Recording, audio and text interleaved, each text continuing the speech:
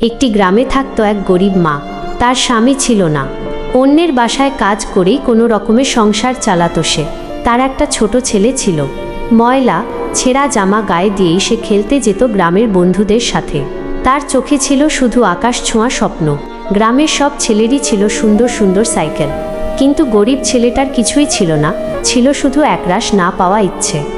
সে বন্ধুদের কাছে গিয়ে অনুরোধ করেছিল, আমায় একটু সাইকেল চালাতে দাও।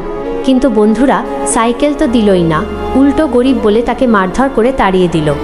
মার খেয়ে কাঁদতে কাঁদতে সে দৌড়ে গেল মায়ের কাছে। সব কথা মাকে খুলে বলল। সে নিজের ওপর আরও কষ্ট টেনে নিল। মানুষের বাসায় ডাবল কাজ শুরু করলো, শুধু ছেলের মুখে একটু হাসি ফোটানোর জন্য। অনেক ত্যাগের পর একদিন মা তার আদরের ছোট ছেলের জন্য কিনে আনলো একটা সুন্দর নতুন সাইকেল। এটা দেখে ছোট ছেলেটার চোখ জলজল করে উঠল।